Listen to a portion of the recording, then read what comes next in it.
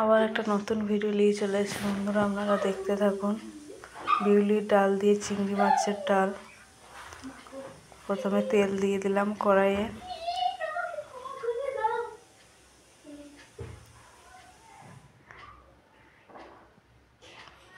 তেলটা গরম হয়ে এসছে, বিউলি ডালটা ধুয়ে রেখেছিলাম তেলের মধ্যে ডালটা দিয়ে দিলাম। এরপর খুন্তি দিয়ে একটু ভালো করে উল্টে পাল্টে নেড়ে নেব। ভালো করে ভাজার পর ভালো করে ভেজে নেব ডালটাকে।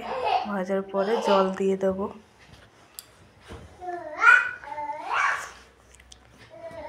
জল দেওয়ার পর ঢালা ঢাকা দিয়ে দেবো। কিছুক্ষণ পর খুলে দেখে নেব ডালটা সেদ্ধ হয়েছে কিনা।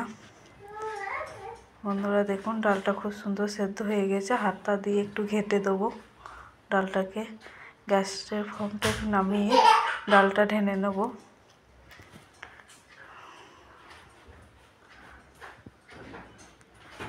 এবার কড়াইয়ে একটু তেল দিয়ে দেবো। তারপর চিংড়ি মাছটা কড়াইয়ের মধ্যে দিয়ে দেবো। চিংড়ি মাছটা ভালো করে ভেজে নেব। ভাজা হয়ে গেছে বন্ধুরা, এবার তুলে নেব।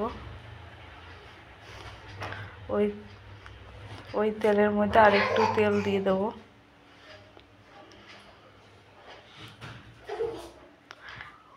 তেলটা গরম হয়ে গেছে, এবার ওর মধ্যে একটু 5 ফোড়ন দিয়ে দেবো, একটা তেজপাতা দিয়ে দেবো, 2টো শুকনো লঙ্কা দিয়ে দেবো, একটু পেঁয়াজ কুচি দিয়ে দেবো।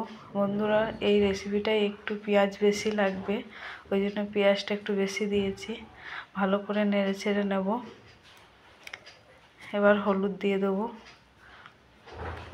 একটু নুন দিয়ে দেবো 1 চামচ।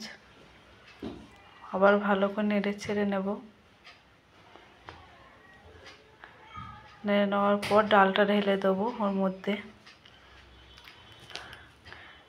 ঢেলে দেওয়ার পর খুন্তি করে আবার ভালো করে ডালটাকে একটু ভেজে নেব।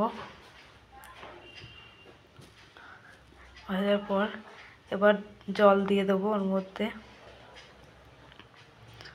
জল দিয়ে ভালো করে নেড়ে নেব। আর একটু জল আবারও দিয়ে দেবো ওর মধ্যে।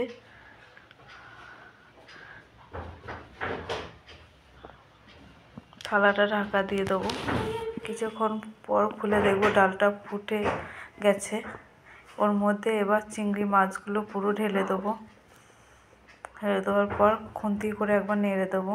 নেড়ে দেওয়ার পর ভালোভাবে ডালটা ফুটে হয়ে গেছে। এবার ডালটাকে ঢেলে নেবো। বন্ধুরা আপনারা যদি মিষ্টি খেতে চান তাহলে ডালের মধ্যে একটু মিষ্টি দিতে পারেন। আমি মিষ্টিটা পছন্দ করি না বলে মিষ্টিটা দিইনি। দেখুন বন্ধুরা, ডালটা খুব সুন্দর হয়েছে।